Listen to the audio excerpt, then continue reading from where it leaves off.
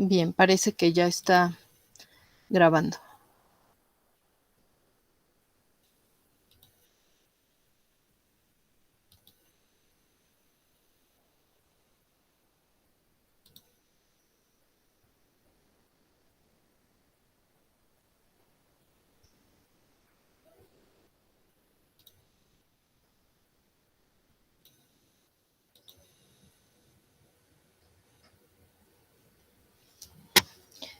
¿Ves la grabación, Diana?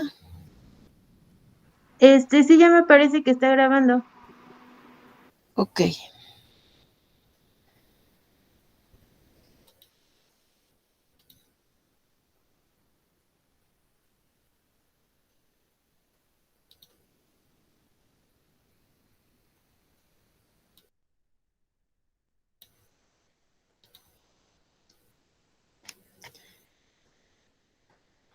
Bien, creo que tenemos bien audio y bien video. Son las 11:12. Yo creo que podemos comenzar. ¿Aram? Ok. Bien. Voy a presentar para poder dar el inicio.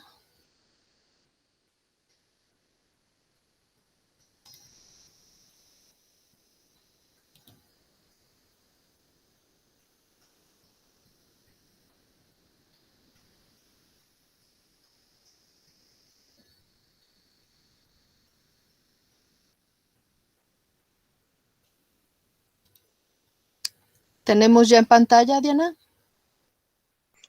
Ya, maestro, ya aparece. Ok. Bien, pues buenos días a todos. Esperemos que Internet sea ahora complaciente con nosotros.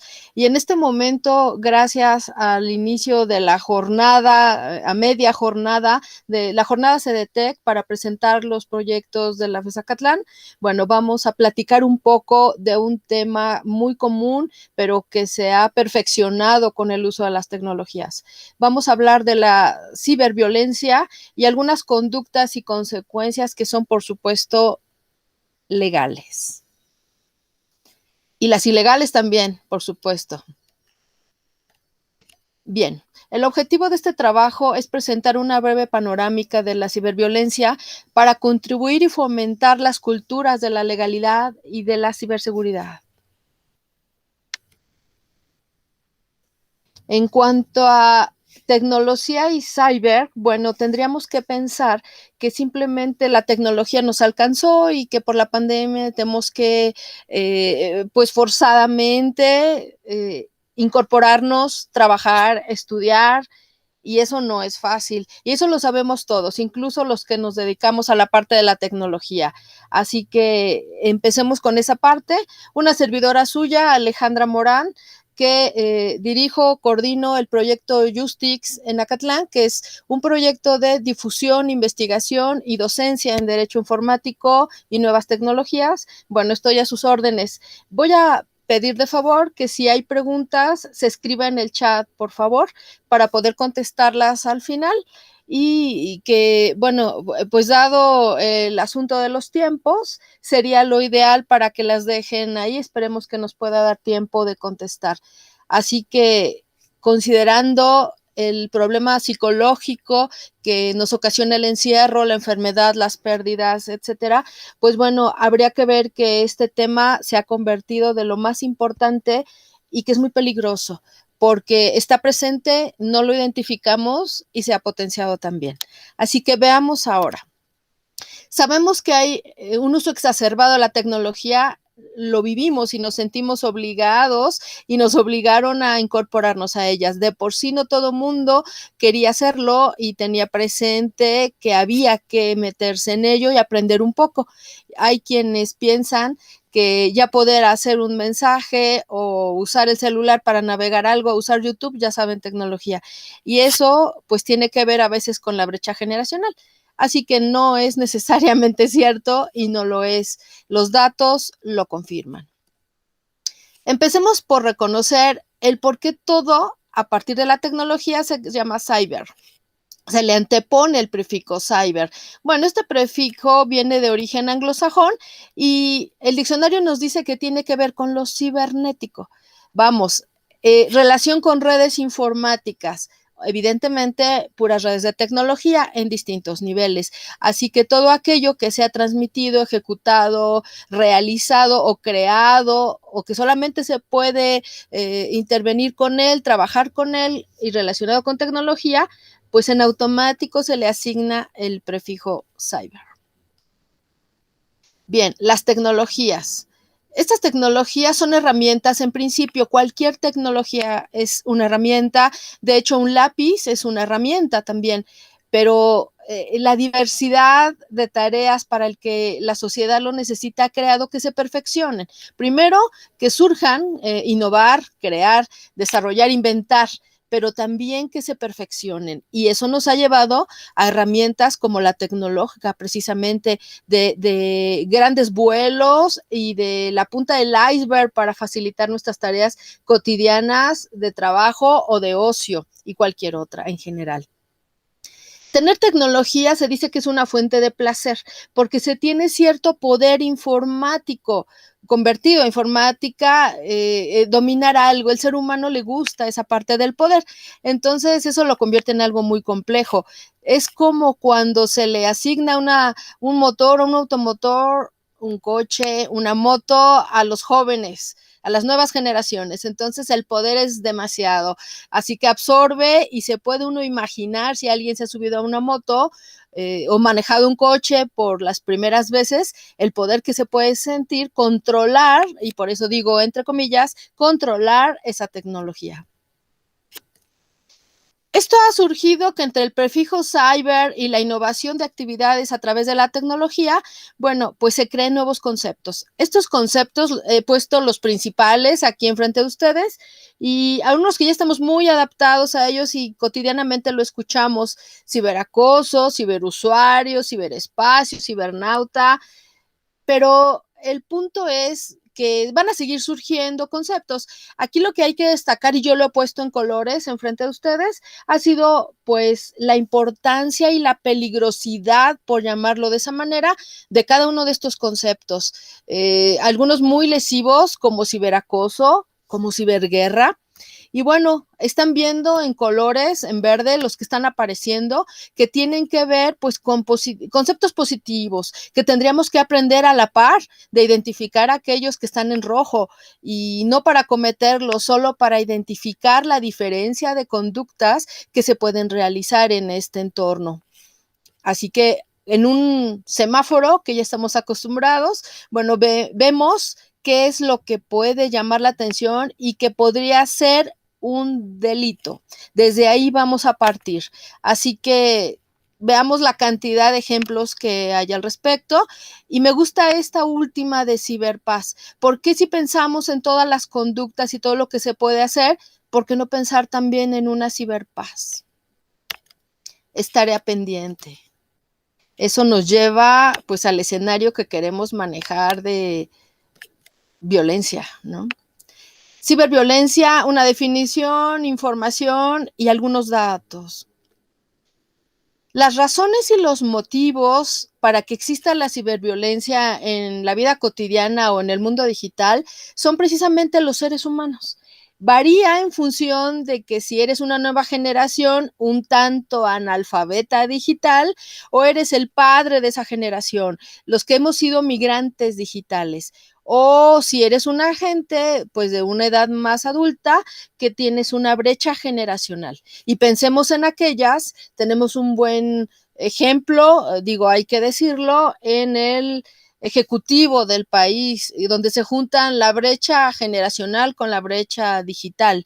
La brecha digital, para quienes no lo recuerden, es aquel espacio que existe, la distancia que existe entre una persona y el acceso que puede tener a la tecnología, lo cual incluye, bueno, pues también la capacitación, por supuesto, el entendimiento y el alfabetismo que se tenga sobre la forma de usar, el uso responsable, la ética, no solamente agarrar agarrar un teléfono y mandar un mensaje. Así que bueno, ya entendimos de dónde surge esta parte de razones. El ser humano ha sido la razón para facilitar sus actividades cotidianas y ha sido también el motivo de que todo lo negativo exista. Y en el mundo digital no es diferente a la vida presencial. El libre albedrío. Este es el tema que deriva del ser humano, porque es el ser humano la única persona que puede tomar decisiones por sí misma. Y dice el diccionario que debería de tomarlas una vez que haya hecho la reflexión y haya podido decidir de esta manera, vamos, y que esté informado. Ojalá y fuera así. Eso nos permite diferenciar claramente que por qué las personas tomamos decisiones buenas o malas. Es una característica que solamente tiene el ser humano, el libre albedrío. Bien, ese libre albedrío le sirve para tomar acciones, realizar conductas de todos tipos. Se comunica, informa, aprende, se relaciona o hace la guerra. Así que eso sucede también en los dos entornos. Y en el ciberentorno se potencia porque hay una facilidad de anonimato impresionante, porque la herramienta permite hacerlo a grandes distancias, de manera inmediata, y muchas veces la persona que sufre el ataque o que sufre la conducta no se da cuenta siquiera que la persona está ahí, detrás del monitor. Entonces eso pues es tener toda la vulnerabilidad del mundo. Pero no es lo único que hace. El ser humano también ataca, desacredita a las personas, insulta, vulnera, amenaza, extorsiona, suplanta identidades, copia información, defrauda, hace sexting, grooming, ciberterrorismo, difamación, etcétera. Un sinfín de conductas que conocemos en la actualidad como ciberdelitos o delitos informáticos. Ya vemos cómo se van entrelazando los temas, por supuesto, y significa que el anteponer el cyber a la palabra delitos, bueno, nos lleva estrictamente al escenario informático. Así que ya vemos y comprobamos cómo el prefijo, bueno, sirve para identificar todo tipo de conductas dentro del entorno. Entre ellos, la persona comete violencia de manera cotidiana. Somos una sociedad violenta en el mundo, históricamente violenta. Entonces, bueno, habríamos que entender qué significa. Primero, es el uso intencional de la fuerza o poder que se ejerce sobre alguien, en general una persona, pero puede ser violenta con animales o otros elementos. Así que esta parte creo que más que definirla, la entendemos muy bien. Nos queda muy clara porque hemos podido hasta percibirla en otras personas, en muchos escenarios. Así que esto pareciera que es hasta normal, lo cual es terrible. Y bueno, en el entorno escolar se clasifica, de muchas maneras. Las normas jurídicas que hay al respecto, federales y en el Estado de México y en muchos estados, hablan que esta violencia se puede clasificar en este entorno como acoso escolar, maltrato o abuso sexual infantil. Sin embargo, ¿qué sucede con aquellos que no son necesariamente infantes? Bueno, pues como lo vemos en la imagen, también puede haber el caso extremo en que los adultos o mayores de edad o esa adolescencia que está entre los 12 años y los 18, bueno, también podemos ser víctimas y por qué no, los hombres también. Eso no se conoce mucho, pero por supuesto que existe. Hay varios tipos de violencia física que pareciera la más visible y no es necesariamente la más dañina. Económica, psicológica, sexual, laboral, se conoce como cybermobbing, violencia de género o violencia digital o ciberviolencia. ¿A qué nos podemos referir con la ciberviolencia como ejemplos rápidos? Cosas que seguramente ya identifican o les ha tocado escuchar: ciberacoso, amenazas, humillación, descalificación, descrédito o los memes. La gran mayoría de memes son con cierta violencia o vamos, ocasionan el descrédito, la burla, la risa de alguien. Aquellos que se caen, aquellos que son pues poco agraciados, ¿no? En su cara o con algún problema de locomoción o algún elemento de este tipo que provoca que no debería haber la diferencia física con otras y la comparación, inevitable comparación. Así que bueno, ojo, porque cualquier escenario que empiece con estas conductas podría terminar en una violencia física, además de ser una ciberviolencia. tenemos una más que se ha detonado en este escenario gravemente porque tiene sus propios subtipos, que es la ciberviolencia de género. Sabemos ya las cuestiones de género que se han escalado a la parte jurídica porque era necesario hacerlo, era conveniente hacerlo, es la forma de proteger a las mujeres, pero aún así se puede dividir en estos escenarios como las vemos enfrente, por mujeres nada más desplazadas, por migrantes, gente de la tercera edad, mujeres con discapacidades, todas mujeres, pero imaginemos el grado de violencia que puede existir y no solo en el entorno cyber, que ahora es necesario especificar el tipo de ciberviolencia de género o violencia de género. Vamos, es demasiado que hay que clasificarlo. Qué terrible. Y además sabemos que existe y que también es muy alto como en la vida presencial. Así que bueno, imaginemos esas cifras que son afectadas por el confinamiento derivado de la pandemia. No solamente ahorita, a casi 2 años del encierro, no. Encontramos en los primeros 3 meses de encierro situaciones jurídicas de ayuda, de auxilio, números especiales, organizaciones que se dedicaron a rescatar mujeres que vivieron ciberviolencia y violencia en específico en sus hogares al estar tantas horas encerradas con sus agresores. La que ya vivían se incrementó. Menores de la misma manera, menores que han huido por el grado de violencia que viven en su casa. Simplemente la semana pasada en el Estado de México hubo 3 menores de entre 7 y 9 años que huyeron de su casa. Uno tocó el botón de pánico, otro pidió auxilio a la policía y otro lo encontraron en un centro comercial que andaba vagando porque los 3 huyeron por violencia física en casa. 2 niñas y un niño, así que no hay límites. ¿Cómo puedes comprobar eso? No son niños rebeldes. Cuando son rescatados y alojados y asegurados por la policía y por el área específica de atención a víctimas, bueno, pues todos tienen presente golpes, marcas graves y antiguas y recientes en sus cuerpos. Nadie puede dudar esa parte. Así que es terrible. También los niños son un sector diferente que vive violencia porque son más vulnerables. Son como la gente de la tercera edad. Se compara por la vulnerabilidad que tienen que en sí misma de su edad. Bien, en esta parte de la ciberviolencia, ¿cuál es la definición que podemos dar de ella? Aquí les dejo una que diseñé específicamente para este trabajo, que es cualquier conducta. A mí me parece que no necesariamente tiene que ser presencial o de cyber, puede ser en ambas también, que es deliberada, aprendida o imitada o instada por alguien más y cuyo objetivo es afectar los derechos de un tercero con o sin consecuencias legales. Y no que no las haya, es que la denuncia no llega y no hay protección para estos escenarios donde no las hay.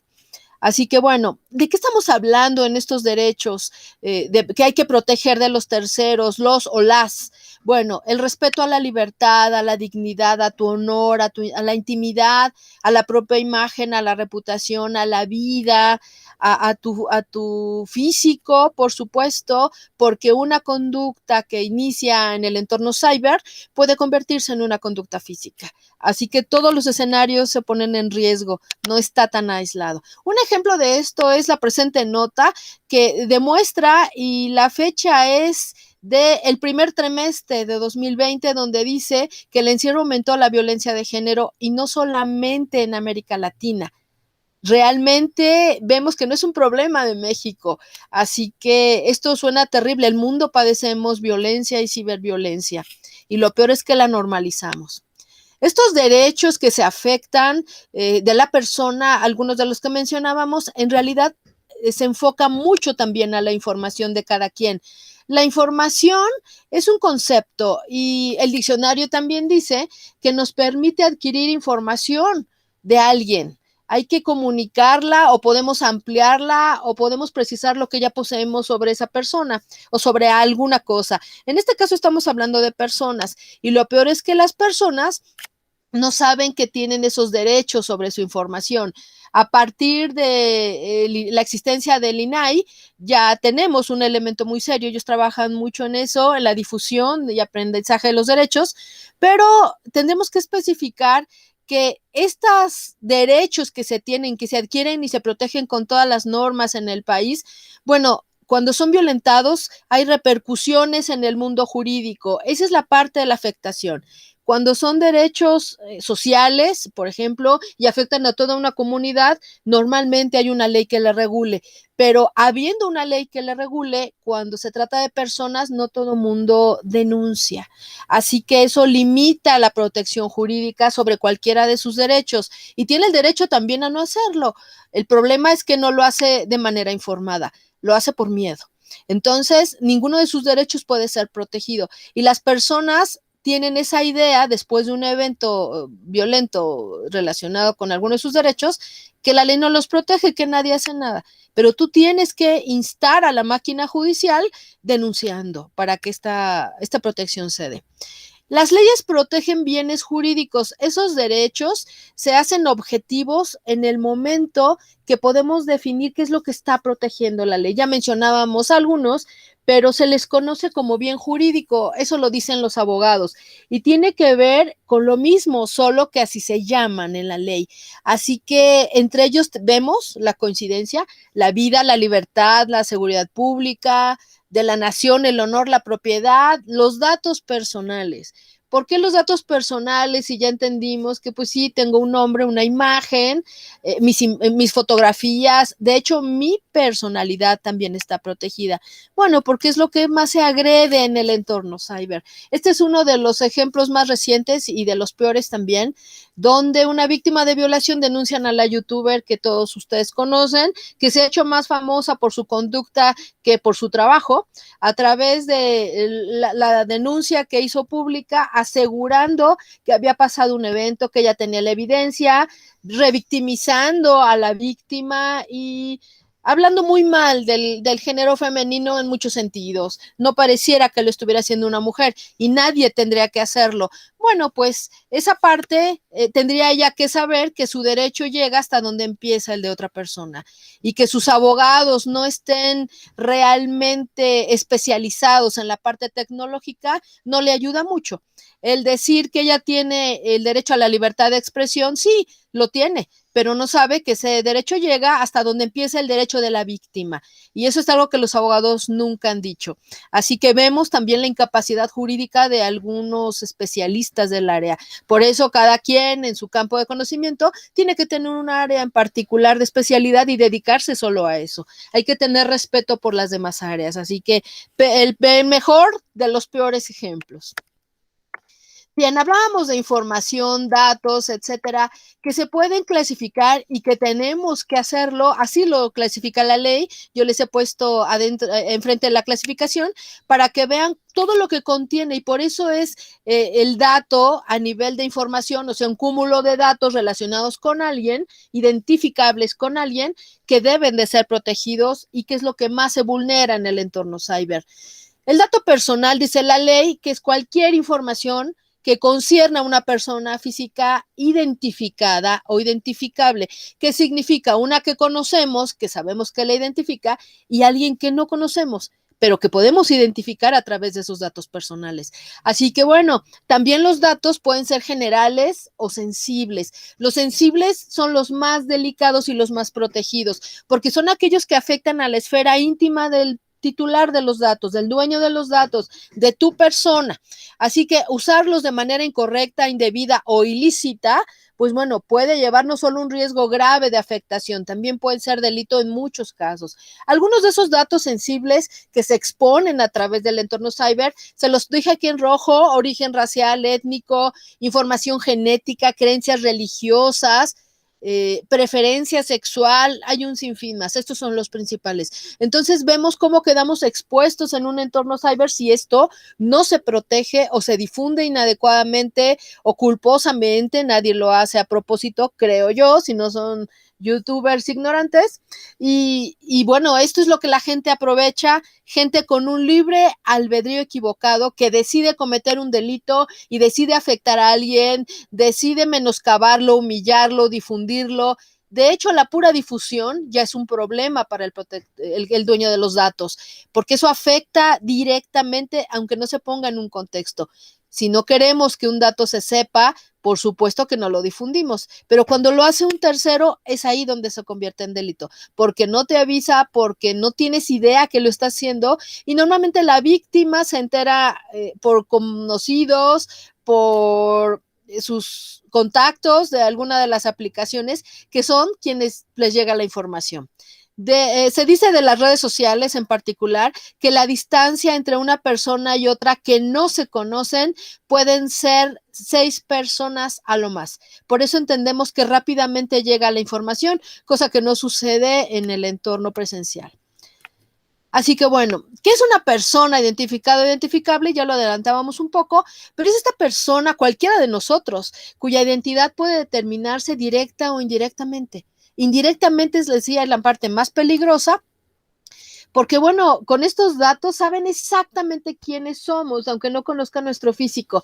Aquí les dejé algunos de los elementos de identificación que pueden hablar más de nosotros que nosotros mismos.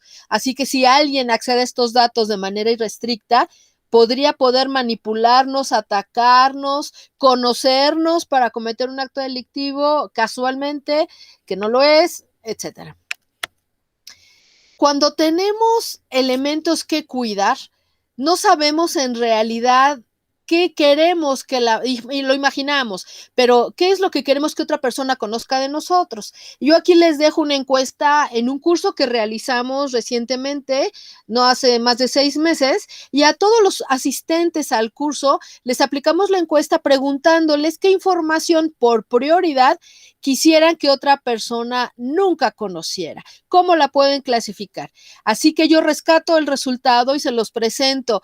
En realidad es la preocupación que nos despierta a cada uno nuestra propia información, pero la mayoría de las personas encuestadas, se fueron aproximadamente 50, bueno, dicen que la situación financiera personal y de su familia no quieren que se conozca como primer nivel. Y entendemos, podemos imaginar que yo pone en peligro y en riesgo con delincuencia organizada si este dato es tan conocido, aunque dicen por ahí que el dinero se nota. Pero bueno, las contraseñas, ¿no?, de WhatsApp y de otras aplicaciones, los hábitos de su familia, y todo es por seguridad. En realidad no debería conocerlo y a la gente nunca antes del entorno cyber le gustaba que esto sucediera, aunque no con tanto detalle. Y también vemos, por ejemplo, al final, que lo que menos les importa que conozcan es su vida sexual y su situación sentimental.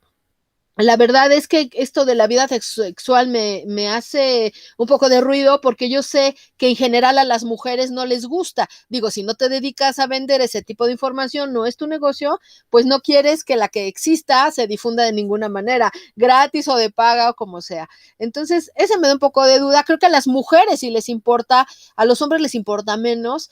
Pero bueno, esa es la estadística real, la tomamos nosotros, así que ya nos podemos dar una idea. Ya esto nos despierta la imaginación a todos y me gustaría que en lo personal pensaran cuál es la prioridad para ustedes de esa información que no les gustaría que alguien conociera. Por ahí podemos empezar a identificar qué tanto riesgo tenemos o no a título muy personal. Bien, la ley, ¿qué protege la ley? Protege el derecho humano de acceso a la información, protegiendo todos estos derechos. Se han vuelto muy populares los derechos humanos a partir de la reforma constitucional de 2011, donde se les establece literalmente en la Constitución. Esto no era necesario porque existen los derechos humanos y las autoridades los pueden proteger de todas maneras. Pero bueno, siendo muy estrictos en el campo jurídico, lo que no está aplicado, escrito, reconocido por la ley, no se puede proteger. Así que bueno, los establecemos a nivel constitucional para que cualquier derecho humano establecido ahí o no, pero reconocido como derecho humano, sea protegido en México. Entre ellos ese derecho humano de acceso a la información, que es en lo que se justifica precisamente la youtuber, pero que no está tan abierto ni tan ilimitado como ella piensa. Este derecho de acceso a la información, este derecho humano, comprende solicitar cualquier información, investigar formalmente o informalmente alguna cosa que te llame la atención, que desconozcas, que desees investigar. Difundir, buscar información y recibir información.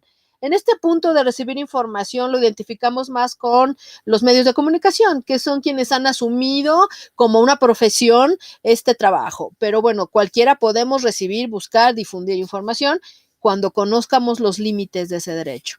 El derecho humano ahí está.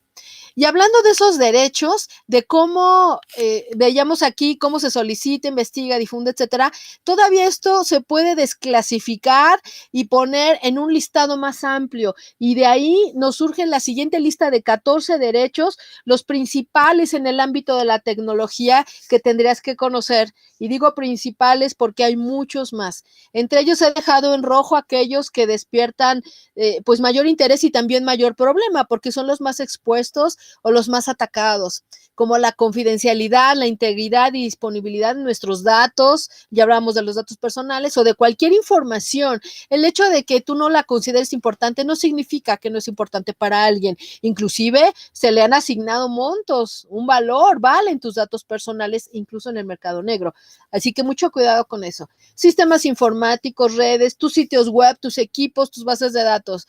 Y lo que menos valdría aquí serían los equipos, el hardware, los fierros, porque ese bueno se recupera. Y tú puedes pensar que cuando te roban un celular ya no importa el celular, mi información, mis cuentas. Entonces con eso entendemos la importancia de algunos datos sobre algunos otros aspectos protegidos.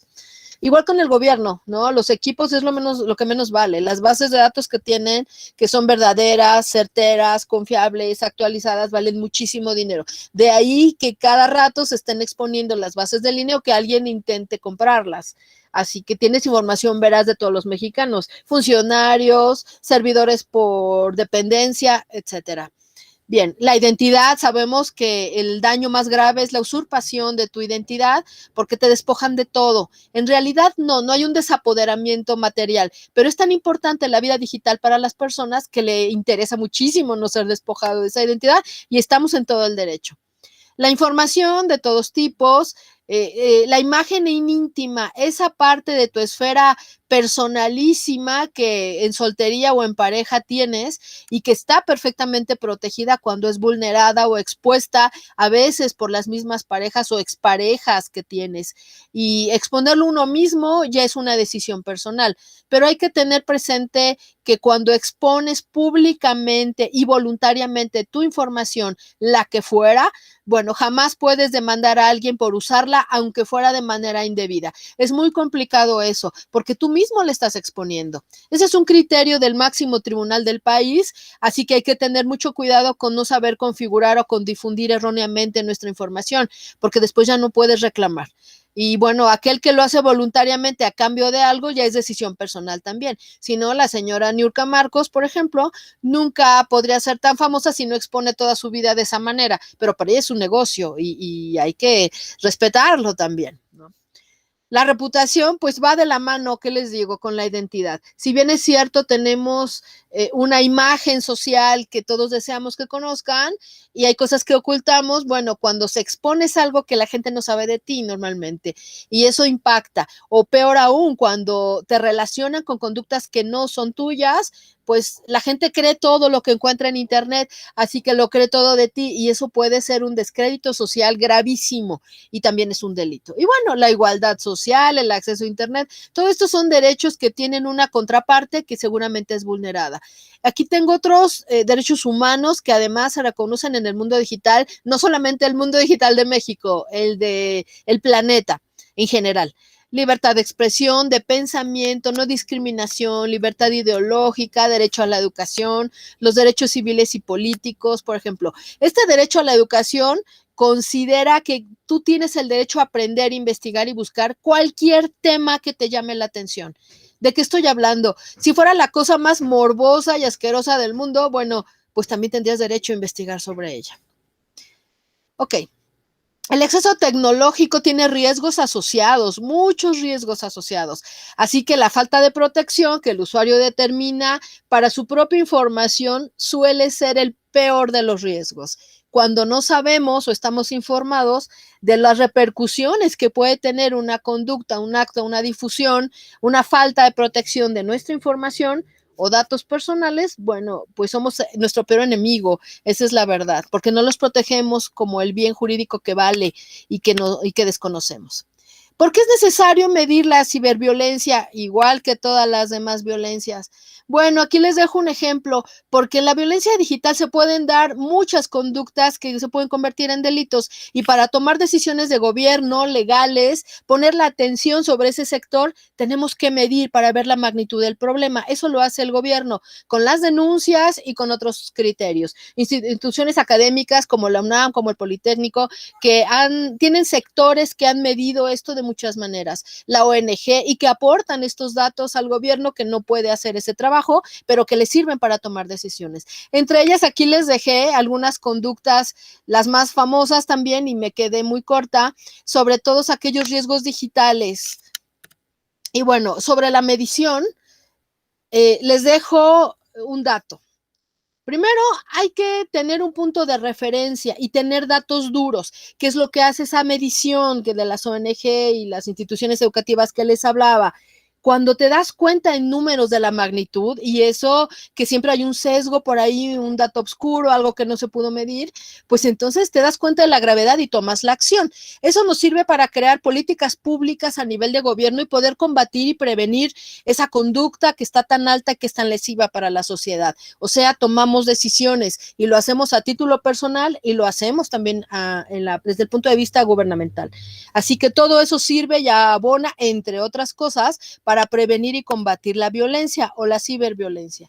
En este caso uso como referente el violentómetro que hemos tenido y hemos regalado por ahí en la UNAM, que es creación del Instituto Politécnico Nacional, donde en una escala también de semáforo, ¿no?, que ya es cotidiano para nosotros, determina las principales conductas que pueden detonar una peligrosidad más alta de lo cotidiano. Todas estas ya son malas, son lesivas a nivel personal, a nivel social, pero bueno, también se pueden clasificar entre más peligrosas o menos peligrosas.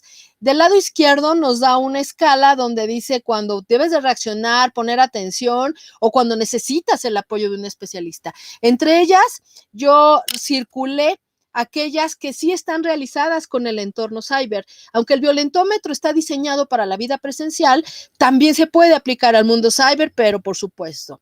Las bromas, y díganme si no han visto esto en internet o les ha llegado o se las han aplicado, por supuesto.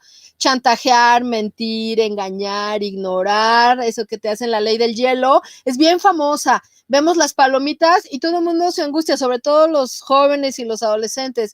Me dejó en visto, qué terrible, ¿qué pasó? Y hasta eres capaz de marcar, ¿no? Es horrible esa parte, cómo te dejas llevar por un par de palomitas y un color, ¿no?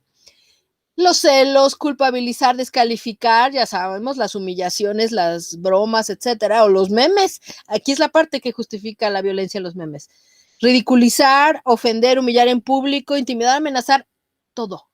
Caray, todas las conductas del área amarilla de tener cuidado del violentómetro están presentes en el entorno cyber. Si avanzamos a la parte de la reacción, vemos una en particular: controlar, prohibir amistades familiares, relaciones, lugares, tus actividades sociales, todo, incluye el entorno presencial y cyber nuevamente, aquella pareja, amistad, familiar, que trata de controlarte en este nivel. Eso también es violencia. Así que si antes era entregar la contraseña, eh,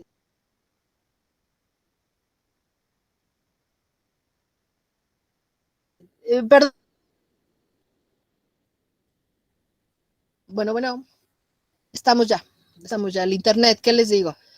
Bueno, si antes la prueba de amor era tener por primera vez relaciones sexuales con alguien, pues ahora ya vimos que no, ahora es entregar la contraseña. Y lo peor de todo es que sigue sucediendo y las personas la siguen entregando.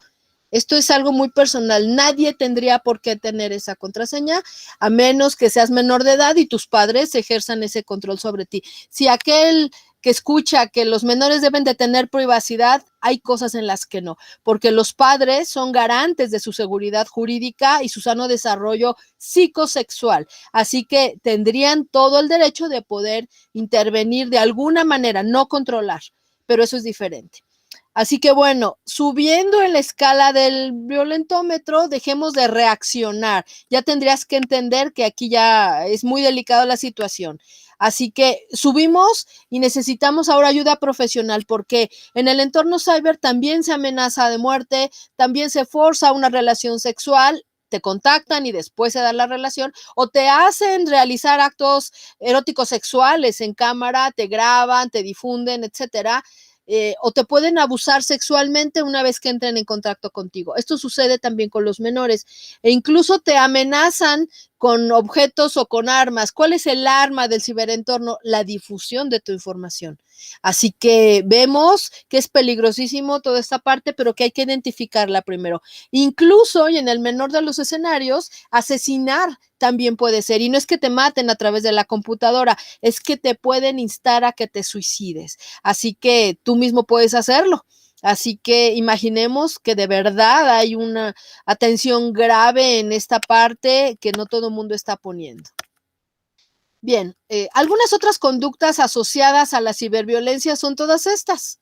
Ya habíamos hablado un poco de ellas, pero quiero destacar un par que no son muy conocidas, que es el matar a los profesores de las escuelas. Esto se dio mucho hace casi 3 años, donde algunos grupos de estudiantes se ponían de acuerdo para ello, para que vean cómo se ponen de acuerdo, se contactan, se suman a grupos en alguna red social o en algún medio y se presentan a cometer la conducta. Así que esto es homicidio.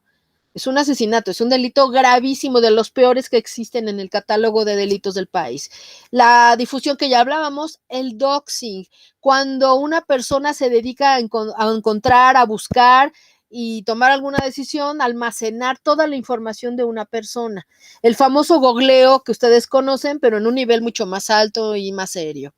El sharing, que es publicar información de sus hijos, aquellos padres, orgullosísimos padres de hijos preciosos o simpáticos, o que los quieren hacer famosos, difundir tanta información de tus hijos, lo puedes hacer porque son tus hijos, pero no estás previniendo el futuro de esos hijos a nivel de información. Nadie quiere toda su vida pública y los niños no pueden decidir, pero tampoco significa que los desprotejas de esa manera cuando tú mismo los estás exponiendo.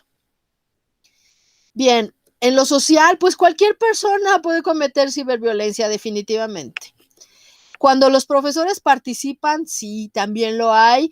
A lo mejor es lo menos o lo menos conocido, pero por supuesto que sucede. Esto en el underground del entorno cyber se conoce como grooming, pero en realidad es un delito y un delito de muchas maneras. Este escenario también se da en sentido contrario, el cyberbaiting, que es la humillación que hacen los alumnos de los profesores. Esto es un delito, porque igual es una humillación, no importa que seas un alumno. Esto es por ausencia de ciudadanía digital, de conocimiento, de alfabetización, de valores. Y también porque muchos maestros en ese ánimo de llevarse bien con ellos, sobre todo a través de las videollamadas y las videoclases, bueno, generan un poco más de amistad con ellos. A veces legítimamente los asesoran o el alumno se acerca porque tiene un problema personal, pero eso no significa generar una amistad con ellos. Hay que tener mucho cuidado con eso, particularmente cuando son menores de edad.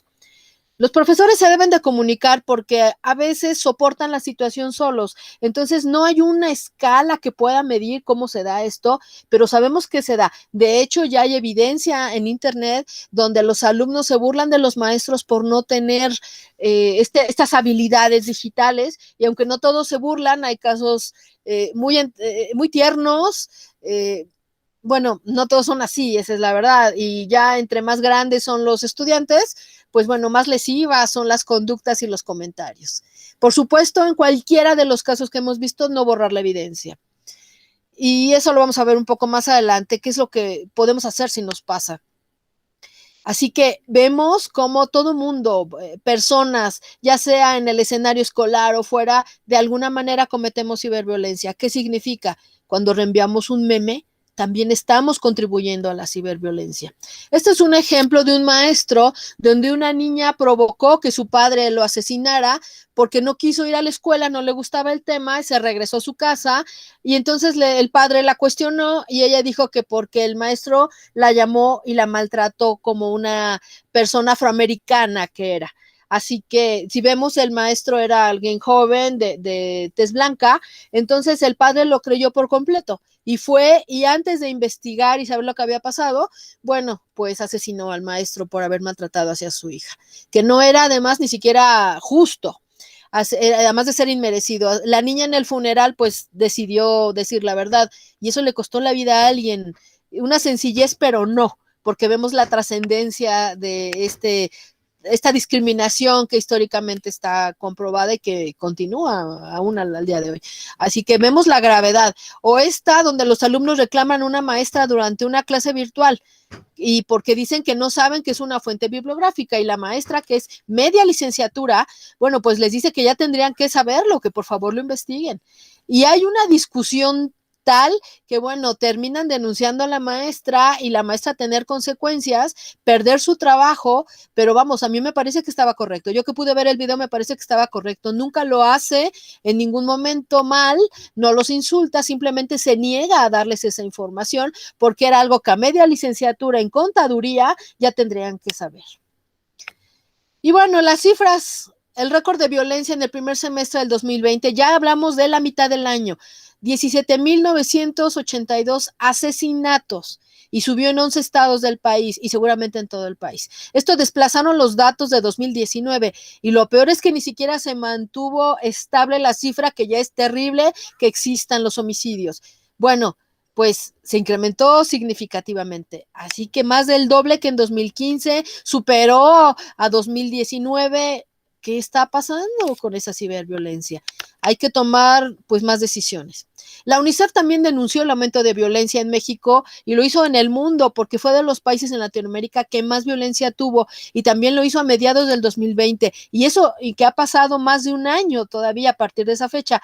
Las cifras siguen aumentando, ¿qué les digo? Incluso los ciberdelitos, cuando se trata de esa violencia en el entorno cyber, subieron en la emergencia sanitaria un 14%, lo cual me parece muy poco porque suben promedio un 300% por cada año, dicho por el comisionado de la Policía Cibernética, ahora de la Guardia Nacional. Así que si esto fue el 14 de mayo del 2020, seguramente tampoco disminuyó. Son cifras muy alertadoras, delicadas. Este es un ejemplo de una maestra que sedujo a una alumna de solo 14 años.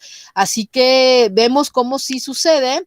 Una maestra que denuncia el acoso a un alumno y ahí hay un screenshot, parte de un screenshot del profesor. Y esto para que vean que es constante. Incluso otro tipo de conductas, como un profesor que publicó un video porno en un grupo de WhatsApp que compartía con los alumnos. Vamos, no tienes claridad de lo que estás haciendo, es tan rápido y en automático que reenvías todo, que te puedes equivocar de grupo, sí sucede, pero hay que tener más atención en esa parte y saber, primero, que por qué tienes un video porno y segunda, por qué lo estás difundiendo. ¿A quién? Y tener el cuidado de saber que si, bueno, tienes el derecho, si eres mayor de edad, adulto y tienes el consentimiento, bueno, pues enviárselo a una persona, pero hay que tener cuidado para saber qué enviamos. Esta maestra fue arrestada en Estados Unidos porque se masturbó frente a los alumnos. Entonces es otro tipo de violencia y cuando tus alumnos son menores de edad, son corrupción de menores. Eso es un delito diferente, pero también existe. Así que por todos lados vemos que me parece que es una falta de alfabetización digital, de información y de atención a lo que estamos haciendo, más que querer hacerlo. Seguramente, por lo menos no quería perder el trabajo, en fin. Esto deriva en otros delitos. Cuando hay información difundida, que tú no conoces, de algún tipo, bueno, te extorsionan, va un aumento también. Primero es, voy a difundir tu información porque la tengo y te mandan la evidencia de que la tienen. Así que te piden dinero a cambio de no hacerlo. Pero ojo, con la delincuencia no se negocia y además tampoco te asegura que pagándoles la extorsión no difundan el material. Al ratito te pueden pedir más. Así que esto no es así, hay que denunciar porque una vez que tu información sube a internet o llegó a las manos de alguien, generalmente nunca más baja de internet. Podrías estar viviendo con esto toda tu vida. Así que hay que valorar lo que hacemos, a quién se le entregamos o por qué lo hacemos. Un ejemplo extraño que tiene que ver hasta con cierta ética es que una persona se metió a casa de una expareja para borrar su pack y evitar porno venganza. O sea, evidentemente el divorcio no terminó bien, pero sabía que existe esta información. Cometió un delito para evitar otro, uno que le afectaba más. En realidad podemos hacer esto terrible, mejor no nos grabemos, ¿no? Digo, lo puedes hacer, tampoco está prohibido, pero hay que saber hasta dónde podrían llegar, qué consecuencias podría haber. O este caso terrible que a mitad de la pandemia, y si quieren saber, sucedió, fue en Argentina, el gobierno recomendó públicamente en televisión abierta el sexo virtual. Qué pena que no dijo que no era para menores de edad y bajo qué condiciones. Así que imaginemos que el criterio o la falta de criterio o el alfabetismo digital que no está presente en algunas personas y que yo ya referí que en el Ejecutivo de México no está, pues tampoco lo está en otros países, ¿no? Que quede claro. Así que hay que aprender un poco más. ¿Qué sucede con los menores? También pueden entrar en conflicto con la ley penal. La edad penal para los menores es de 12 años a 18, hasta antes de los 18. Cuando un menor de edad puede cometer un delito, una conducta que el derecho considera como un delito, no es considerado como delito para un menor de edad, menor de 12 años. Se tiene otro tipo de tratamiento. Pero bueno, aquellos que de 12 a 18 años lo pueden cometer, bueno, están en conflicto con la ley penal y sí hay conductas. Ya teníamos hace mucho un niño sicario. Aquí vemos una conducta de hacer y de no hacer, porque el delito también se comete por no hacer nada. Así que aquí vemos una víctima y un testigo, y el testigo no está haciendo nada, pudiendo por lo menos detener y enfrentarse y no físicamente al agresor y tratar de detener o pedir ayuda para la víctima. Cuando esto sucede, las sanciones para los menores también, en un caso muy extremo, pueden ser de internamiento. Aquí vemos realmente un centro de ejecución de medidas para adolescentes. Es una foto real donde van a ingresar a un menor de edad. Así que bueno, la participación de los menores, ¿cómo va? Pueden ser autores o pueden ser autor intelectual. Hay dos tipos de autoría. Siempre hay alguien que lo gesta, que lo ordena, que lo imagina, que lo diseña. Pero no es lo único. También pueden ser testigos, observadores, camarógrafos, creadores, quien difunde, quien reenvía, aunque no haya estado presente en absoluto en la situación. Esto sucede mucho en las escuelas y cuando se trata de ciberviolencia, pues evidentemente esto se difunde más que cualquier conocimiento, de verdad. Así que vemos cómo la participación es muy importante para el derecho, porque cada participación se ve diferenciada por una penalidad diferente, pero todos pueden ser sujetos a un proceso. Las principales consideraciones o causas de por qué surja la ciberviolencia es que en el entorno cyber es que no hay netiquette, no tenemos reglas de comportamiento presentes como las tenemos en la vida presencial y que aún así no todo el mundo las sigue, porque se hace un uso irresponsable de la tecnología, porque no se conocen los límites ni los derechos y pensamos que es un paraíso, pura libertad, y no es así. Y lo demuestran los casos de todos estos delitos que hemos mencionado y los que he listo, que están presentes dentro de las conductas más lesivas. Por eso los docentes y las universidades tenemos la obligación de hacer un uso pedagógico de las tecnologías para desarrollar habilidades que ya se tengan o mejorar las que ya se tengan y hacerlo responsablemente. Eso es a través de pues conocimiento jurídico básico para saber que tenemos límites y nuestros estudiantes puedan salir con habilidades fundamentadas y con conocimientos jurídicos al respecto. Y bueno, la hiperconexión, eso de estar conectados a todas horas por todos los dispositivos para todas las actividades o la gran mayoría, sin esa alfabetización y sin ese uso responsable, pues es igual a un hiperriesgo. Yo le denomino así porque me parece que es el riesgo en potencia en el que uno mismo se está poniendo. Las personas somos a veces tan aventuradas o tan vulnerables por varias razones. Primero ya hablamos de por ser analfabetas, hasta eso tenemos que decirlo, soy horrible, pero es cierto. No sabemos de la A a la Z el entorno digital y tendríamos que saber, por lo menos tener una idea general, porque no nos interesa aprender, eso es terrible, solamente aprendemos lo que nos conviene, lo que nos gusta o lo que nos sirve para algo. Vemos mucha gente intentando ver tutoriales en YouTube, videos, para vulnerar cuentas de Facebook y de otras aplicaciones, eso no funciona. Entonces le interesa cometer un delito, pero no le interesa aprender. Y entonces ya es cuando busca un experto para pagarle y ofrecerle que vulnere. Así que eso es terrible. Pensamos como delincuentes muchas veces, porque pensamos que a nadie le interesa nuestra información, porque hay una ausencia ya gubernamental, claramente, porque sabemos la facilidad de anonimato de las TIC, pero sobre todo porque desconocemos el valor de la información y porque decidimos hacerlo. Una persona que no esté afectada de sus capacidades por alguna enfermedad o deterioro genético, etcétera, bueno, tiene, la mayoría de las personas no tienen ese problema, bueno, tienen la capacidad de decidir, de tomar ese libre albedrío y conozcan o no, analfabetas o no, deciden cometer una conducta o buscar a alguien que cometa un delito por ellos, lo cual es terrible. Y en los jóvenes, en las jóvenes generaciones, aunque ya son muchos de ellos adultos, como seguramente los que están presentes acompañándonos, tienen este tipo de carencias y están, por supuesto, más expuestos al ciberacoso. No todo es libertad. Acordémonos de un escenario en particular, Internet no olvida. Esta frase es muy común en el ciberentorno y significa más que no olvidar, sino es un ente vivo que pueda o no olvidar. Esto significa que cuando hay una información tuya, buena, mala, íntima, datos personales, cualquiera que fuere, que está en Internet, difícilmente va a bajar por completo, en absoluto de Internet. Los absolutos no existen, así que siempre va a haber alguien, un sitio, un respaldo, una persona, una difusión, una imagen, algo que no te guste, que está en internet o que alguien subió que hable de ti o donde estés presente o que tú descuidaste y se quedó por ahí navegando. Así que eso podría acompañarte el resto de la vida. Si alguien difundió información personal o te acosó, o te tomó un mepe y lo hizo muy bonito, muy risible, pero sin tu autorización, probablemente ande en internet el resto de tu vida y en algún momento va a surgir de nuevo.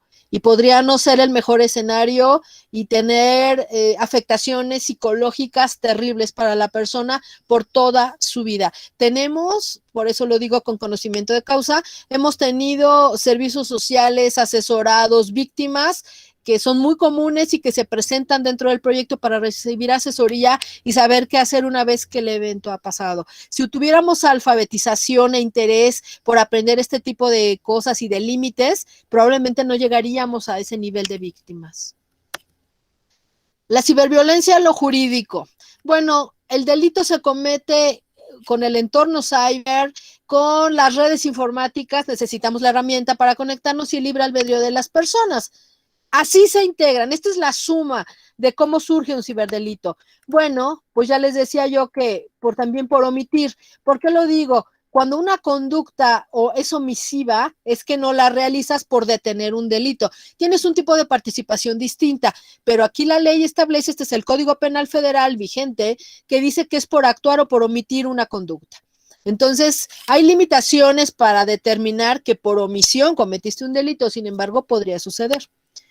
Así que, ojo, están sancionadas con la ley penal, o sea, son delitos y son meritorias de una pena que podría ser incluso de prisión. Aquí les dejé algunas leyes solo en el Estado de México para aquellos que tengan familia y menores de edad, en este rango de edades, en esa familia, bueno, vean cómo las leyes sí se está aplicando, sí se está preocupando por la parte de la ciberviolencia. Solamente eso, pero también hay otras en el entorno federal y que obliga a los maestros, ¿no? Hablaba yo de los memes o los momos que muchos les dicen, que si bien es algo ya cotidiano y se considera un elemento cultural, bueno, también tendríamos que ver qué es lo que representa. No todo es para reírse de alguien. Vemos del lado izquierdo que es una broma muy sana y que no va a afectar a Jerry, ¿verdad? Al ratón. Pero ¿qué sucede con la persona del lado derecho? No sabemos siquiera si está consciente de que es parte de un meme que se ha transmitido por años en internet. Así que la finalidad humorística no justifica que se maneje de esta manera la imagen de alguien, por muy respetuosa que sea. Así que el reenvío de memes replica la ciberviolencia y todos podríamos ser partícipe de eso. ¿Cuál es la sugerencia? Que si no aporta nada algo que te estén enviando, que si no le deja nada, nada a nadie de conocimiento, de experiencia, de aprendizaje y tiene una persona dentro que podría verse afectada, no lo reenvíes. Bien, ¿qué sucede en la FES-Acatlán? Sobre estas cuestiones de ciberviolencia, que no solamente pueden ser de ciberviolencia, puede ser acoso o violencia de género o agresión contra el profesorado, existen en la UNAM y por supuesto en la FES-Acatlán toda una comisión de atención a los asuntos de género, pero además hay protocolos de atención, así que no es, por supuesto, un entorno libre donde puedas hacer lo que quieras, no hay justificación para ello, podría ser sancionado con la legislación universitaria, podría incluso despertarse algún indicio de comisión de un delito afuera de la universidad, en el entorno local, en el Código Penal local, y esta se podría sumar. Así que el buen comportamiento, que además estás obligado como alumno de la institución, tendrías que tenerlo presente, no solo a nivel de valores, de comportamiento, y respetarlo siempre que estés dentro de la instalación. El buen comportamiento, la etiqueta y los valores son una cuestión de vida, son algo cotidiano, deberíamos de asumirlo como tal y no solamente en qué escenarios puedo comportarme de qué manera. Así que protocolo de actuación ante ciberviolencia, no necesariamente, pero ya en sí mismo la violencia por cualquier medio, en la UNAM se investiga, por supuesto, y puede tener una consecuencia incluso de expulsión. Entre ellos, pues ya sabemos, ¿no?, de cuáles se trata en general. La ley Olimpia, esto es algo relativamente reciente, tiene casi 3 años que se empezó a trabajar en ello a través de precisamente un caso, el de Olimpia, que hizo todo lo posible, buscó los medios, tuvo el apoyo y la oportunidad de que se tipificara en los códigos penales y en otros ordenamientos conductas que no estaban sancionadas como tales y que no tenían el prefijo cyber. Y aunque los cyber como tal nunca lo vas a encontrar en un código, una ley, un reglamento, en una ley mexicana, sí vamos a regular la conducta. Entonces, esto no estaba como tal, entonces no podía ser sancionado. De nada servía que tuvieras la oportunidad y las ganas de denunciar, que fueras a exponerte ante autoridades que muchas veces no entienden y que solo quieren ver los videos, ¿no?, y la evidencia de qué fue lo que te pasó. Y no hacen nada. Bueno, pues esas denuncias requirió la atención de los legisladores y se creó esta denominada ley Olimpia, que no es una ley, que son reformas a distintas normas, pero que es la forma en que los medios la han calificado. Obligadamente 32 estados de la República están trabajando en ello, ya solo faltan 3, lo cual en el transcurso de 2 años ha sido excelente y además se suma el Código Penal Federal. Entonces, por lo menos estas conductas de venganza, transmisión del porno, difusión, acoso sexual y otras conductas relacionadas ya están tipificadas. Así que bueno, esto también es sinónimo de violencia, de ciberviolencia.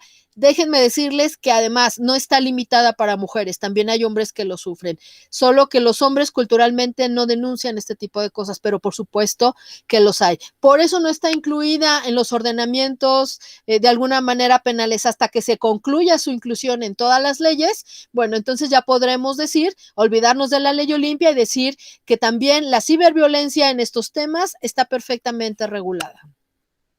Si te pasa, denuncia, por lo menos lo puedes hacer en línea. Si no te quieres ir a exponer, crea una predenuncia que ya después podrás ir a fundamentar, a dar evidencia, etcétera, porque si no denunciamos, esté tipificado o no una conducta, esté en las leyes estrictamente prohibida o no, bueno, la autoridad no pone atención en ello. Tenemos que contribuir con eso, si no siempre va a haber impunidad.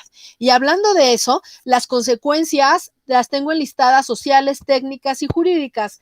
La verdad es que, bueno, yo sé que las están leyendo, no hay problema, pero quiero decirles que rescaté en rojo, destaqué también aquellas que son consistentes para todos los sectores, como es la impunidad. Terrible, si no denunciamos, si no tipificamos y si la autoridad no persigue este delito, se queda impune y la gente, al ver que no pasa nada, quienes lo cometen lo siguen haciendo. Al contrario, se burlan de la sociedad, se burlan de las personas y eso no evita en ningún momento que detengan su actividad. Y se incrementan los delitos, por supuesto. Y la mayoría de ellas ameritan como sanción la prisión y la multa juntas. Y recordemos que cuando una sanción incluye una penalidad de más de 5 años, ya no amerita una libertad aunque tengas el proceso y lo estés viviendo, lo que conocemos como libertad bajo fianza, que no es la única forma de obtener libertad, pero ya no la merita, la ley no lo permite. Y hay delitos que son muy altos en estas penas, así que habría que conocer esa parte jurídica, por eso hablamos de cultura de la legalidad al inicio de esta ponencia, y si no lo conocemos, podríamos estar en algún supuesto de eso sin no saberlo. Así que bueno, en lo personal las consecuencias también nos demuestran muchas cosas. El analfabetismo digital de las personas, la ignorancia del medio digital. Replicamos la violencia, no tenemos etiqueta social, estamos desinformados, rompemos los límites legales, o sea, no conocemos la ley, lo cual es una obligación cívica, por supuesto, nos hace cómplices de la violencia, que también es un delito, y es una forma ilegal de defender el derecho propio. Puedes tener todo el derecho a defender algo, tu honra, tu reputación, pero tienes que denunciar y no lo puedes hacer tú mismo. Tomar justicia propia, para eso existe la autoridad. Esto también es un delito, defender tu propio derecho, pero hacerlo tú mismo se llama ejercicio ilegal de un derecho. Todos somos corresponsables, si se dan cuenta, y eso hace que también todos estemos obligados a la protección. Así que les dejo algunas recomendaciones. Si van a hacer sexting, pues que sea seguro. También hay un protocolo para hacerlo, pero recuerden, tengan presente que no hay nada 100% seguro en esta vida, solo la muerte. Así que eso de hacerlo seguro es incrementar un poco la seguridad, pero no hay nada seguro, y menos el sexting. Bien, les dejo una guía de ciberataques. Esto se va a quedar en la grabación que vamos a difundir, así que por favor ténganlo presente, porque tendríamos que aprender un poco más de esta situación para entender cómo se gestan y qué son y qué hay en el entorno de cyber en cuanto a las amenazas. Otras guías, 7 guías importantísimas que les pueden ayudar también para proteger redes, dispositivos, una específica de smartphones, cómo configurar tu Android, básicamente el Android, que es más riesgoso que algunas otras, una guía para los titulares de los datos personales. Tú eres dueño de tus datos personales, así que ¿cómo tendrías que protegerlos? Esta es una guía de eso. En general, todos queremos una vida y una privacidad perfectamente protegida. ¿Cómo tendrías que protegerla? Básica, y lo hace el INAI, así que es muy, muy valiosa, está muy acorde con la norma jurídica. Y bien, para educación y algunas otras cosas. Así que, en conclusiones, ¿cuáles son las respuestas a la ciberviolencia? Bueno, hay que tener buenas prácticas, hay que aprenderlas, no tienes que ser un experto en esto. Hay que alfabetizarse, leer un poco y leer estadísticas y leer la parte de la cultura legal también para saber dónde estamos y poder proteger y enseñar a la gente de nuestra familia que no tenga esa posibilidad o que no entienda mucho. Es una responsabilidad social. Ser conscientes, este producto, la concienciación o concientización, como lo decimos en México, bueno, es la obligación de estar conscientes que podemos estar afectando a alguien y que alguien podría afectarnos. Eso te facilita la alfabetización y la capacitación. La capacitación, bueno, pues en las escuelas hay que ampliar los planes de estudios, las universidades nos enfocamos mucho en esto y aunque no todo el mundo lo logra, bueno, hay muchas opciones, hay cursos breves, hay pláticas como esta, en la que puedes aprender al respecto. Si no las tienes a la vista, búscalas en internet, hay muchas, y si no, pídela. Por lo menos en Justix podemos llevarla a tu salón, a tu programa, a tu carrera, a tu escuela. Hay docentes que trabajan en muchas escuelas y nos han permitido aportar esta parte desde el proyecto Justix. Y lo hacemos con todo gusto y siempre con una mira educativa, informada y de cultura de la legalidad. Hay que actualizarse, eso es necesario, si no, no entendemos ni siquiera las propias actualizaciones de nuestras aplicaciones. Hay que hacer un uso responsable, entender los límites, trabajar colaborativamente. Todos podemos enseñarnos sobre esto porque nadie lo sabe todo, y hay que susurrarse de expertos cuando así sea necesario. Y estoy hablando también de los jurídicos, por supuesto. En el entorno cyber ya nadie trabaja solo, todos tenemos que trabajar porque es necesario y porque es lo que fortalece esta parte educativa. Existen una sinfín de riesgos más. Aquí les dejo, ante este escenario de tanto riesgo, hay 10 veces más riesgos que lo que están viendo enfrente. Estos son los más conocidos. Sin embargo, ante tanto riesgo, evidentemente hay que tomar acciones porque el riesgo no lo vemos. Si no nos atacan, no lo vemos y ahí está presente, está oculto. En la universidad, en la UNAM, por supuesto, podríamos estar cometiendo con esta conducta un delito del orden federal. Este es el fundamento, porque la universidad sí se autorregula y se autosanciona y establece unas penas para estas personas que cometen conductas, quien sea.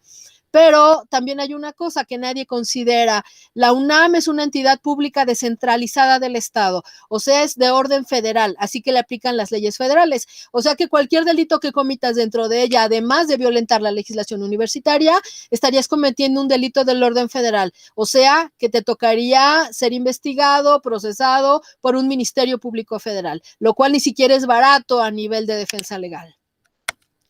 ¿Qué pasa si esto me acontece? ¿Qué debo hacer? No sé por dónde empezar. Bueno, te dejo 5 tips muy rápidos y aplica para cualquier edad, cualquier tipo de ataque, cualquier vulneración. Primero, no borres, no importa la red social o el medio o el servicio por el que esté sucediendo. Segunda, no interactúes con los atacantes.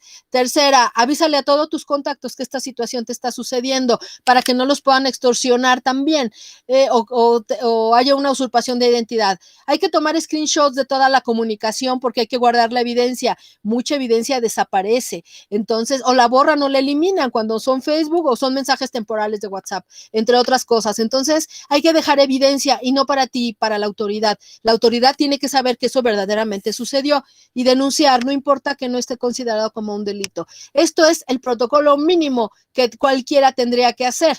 Y si requieres apoyo jurídico, te puedes acercar y cualquier abogado te va a decir cuál es el camino a seguir. Y si lo quieres hacer con nosotros en un entorno educativo, con esa confianza, por favor, puedes hacerlo.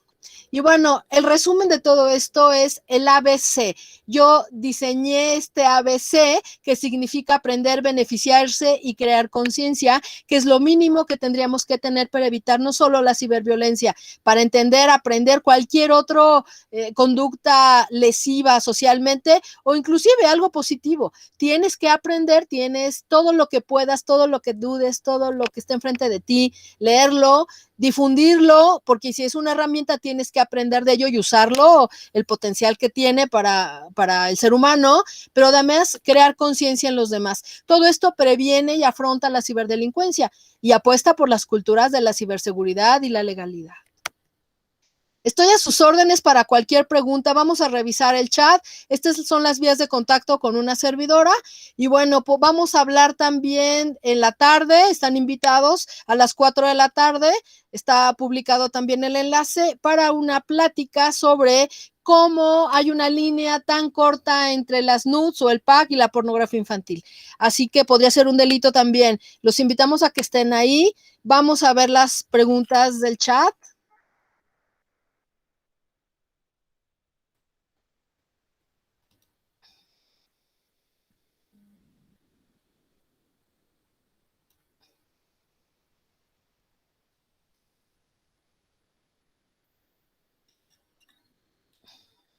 No tenemos en chat, pero si tenemos alguna presente, con todo gusto.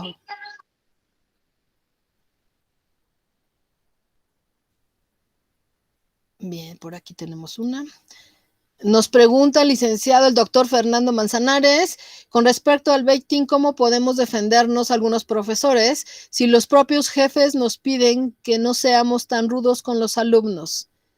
Bueno, una cosa es la rudeza, es el trato, y otra cosa, el derecho que tengamos a denunciar.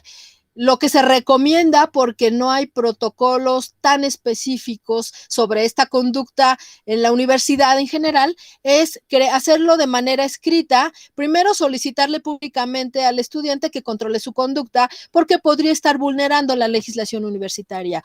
Segundo, si él es reiterado con esta conducta o la incrementa, tenemos que hacer un escrito donde establezcamos todo lo que está sucediendo, hacerlo a la división e informarle esta situación para que marque, primero que esté enterado, segundo que marque las pautas que deberías de seguir en función de la actividad que está haciendo este alumno, porque también sucede que después de recibir malas calificaciones porque no están atendiendo, piensan que es una venganza del docente.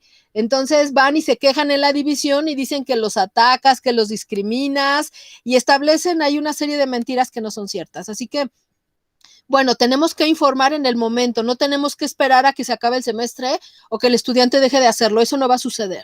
Así que establecer contacto con la división, especificarles, y si esto vuelve a ser reiterado, nos presentamos al jurídico, decimos, hacemos una denuncia, por supuesto, le ponemos en conocimiento qué está sucediendo, desde cuándo sucede, los datos del alumno, en qué momento dejamos claro que esto no debería suceder. Ojo, recomiendo en este punto que cuando inicien clases crear una serie de reglas a seguir dentro de la clase para que todo el mundo sepa y entre ellos la netiqueta. ¿Cómo pueden preguntar lo que quiera? Y en derecho sucede, porque si es lo más morboso o lo más lesivo o algo y es parte de una materia penal, por ejemplo, bueno, ¿cómo hacerlo de una manera educada y profesional? De una manera seria, que no despierte ningún otro tipo de pensamiento entre líneas, ni lleve un doble mensaje. Entonces, establecer claramente estas normas ya les da a ellos una pauta de comportamiento. Esto se suele o se recomienda subirlo a la plataforma que estén usando para que quede evidencia desde el principio que todo mundo estaba enterado de las reglas. Eso permite que llevas un mayor control. Cuando llegas al jurídico en un escenario peor, bueno, lo que hacemos es darles el acceso y el conocimiento a las normas que estableciste, que deben estar por completo apegadas a la norma jurídica institucional y que son correctas, incluso si las aprueba la división, mejor. Darle acceso al jurídico y decirle qué hiciste en la entrada para el conocimiento de los alumnos. Segunda, que le solicitaste al estudiante que ya no siguiera con esa conducta que se convierte en algo personal. Tercero, entregarles el documento del que se hizo conocimiento a la división de esta situación, hayan tomado acciones o no. Y con eso suele ser suficiente para sancionar al alumno de alguna manera y requerirle para que explique lo que a su derecho convenga. Así que cuando es justo lo que se está haciendo, muchos estudiantes incluso apoyan a los docentes porque saben que están siendo abusados por los alumnos. Yo espero que eso pueda servir. Bien, por favor, tenemos a Lemuel. Adelante, Lemuel. Hola, sí, yo tengo una pregunta. La parte de sexting, suponiendo que ambas partes hayan, en una pareja de novios, se hayan mandado nudes, mi duda es, una vez que, suponiendo que terminaron bien, todo bien, no hay rencor ni nada, mi pregunta es, ¿cualquier parte tiene derecho a exigirle al otro que borre esos nudes? A fin de cuentas, todavía no está internet, simplemente está de manera local. Sí, por supuesto, y tendría que ser un acuerdo y tendría que cumplirse. Lamentablemente, una cosa es que lo pidas y otra cosa que la persona lo haga.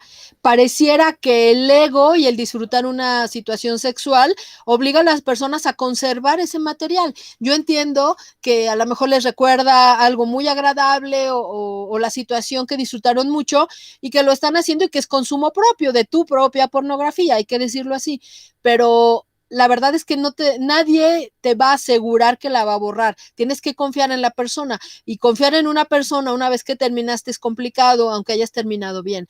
Así que lo ideal es asegurarse que antes de terminar o cuando ya ves esa posibilidad cercana, entre los dos borren la información. Eso es lo ideal. Es una cuestión de valores, Lemuel. No podemos obligarlos, aunque sea tu propia pornografía. O sea, legalmente no tenemos ningún respaldo para obligarlo. Bueno, no has hablado de un contexto legal. Cuando se tiene un contexto legal es cuando ya hubo una vulneración, ya hubo una exposición. Antes no.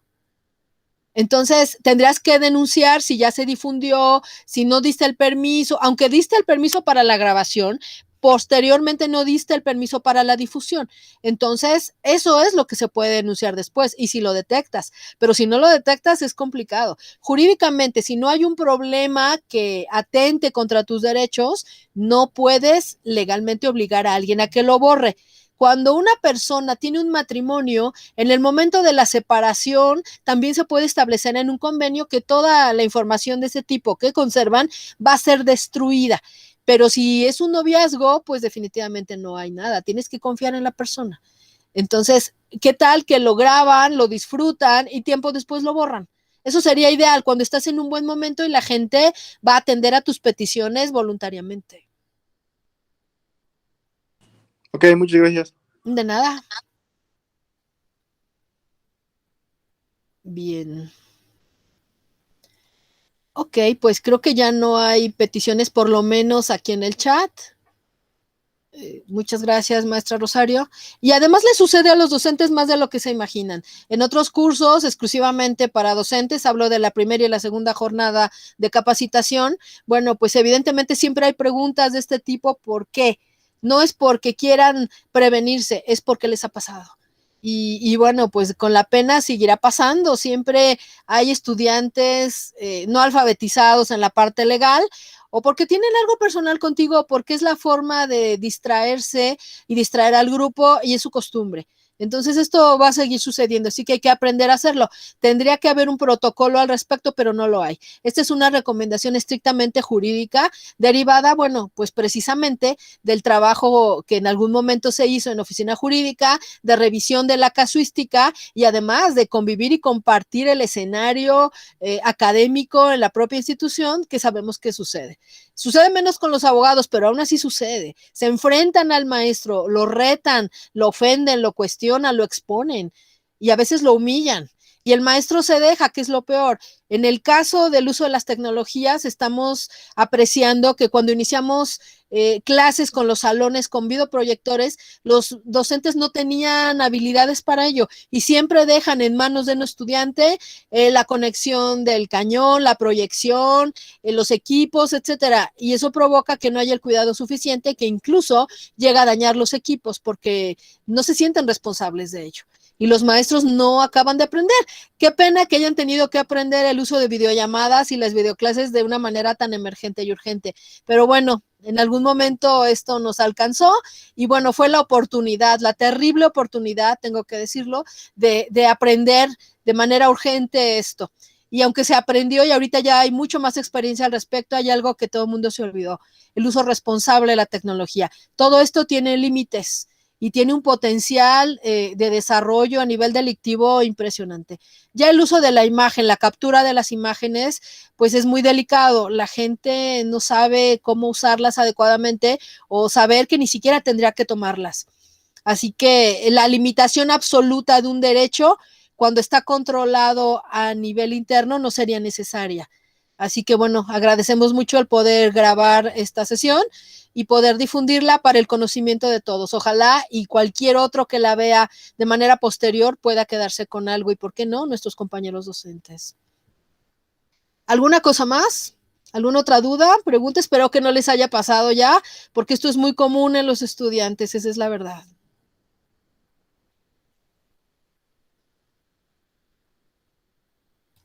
Y si no la hay, que parece que no, bueno, estamos en tiempo, creo que podríamos agradecer la presencia de todos, la participación y poder continuar aprendiendo un poco de este trabajo que es tan arduo y que nos ha costado tanto trabajo en Justix. Con solo 5 años hemos dado aproximadamente en 5 años más de 100 conferencias sobre estos temas. Entonces, bueno, pues queremos seguirlo haciendo y queremos seguir contribuyendo a la cultura del entorno cyber y a la cultura de la ciberseguridad y, por supuesto, a la cultura de la legalidad. Muchas gracias. Estamos viéndonos, si ustedes gustan, en la tarde, el día de hoy, y por el momento eso sería todo. Dejamos de grabar, por favor. Muchas gracias.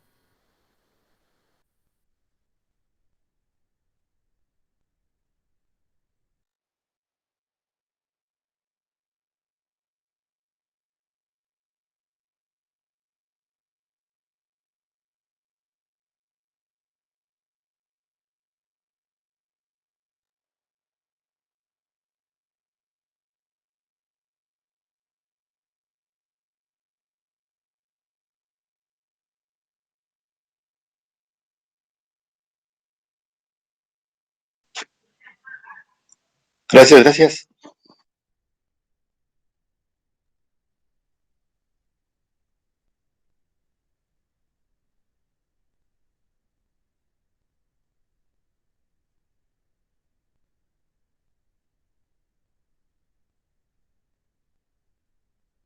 Excelente ponencia, María.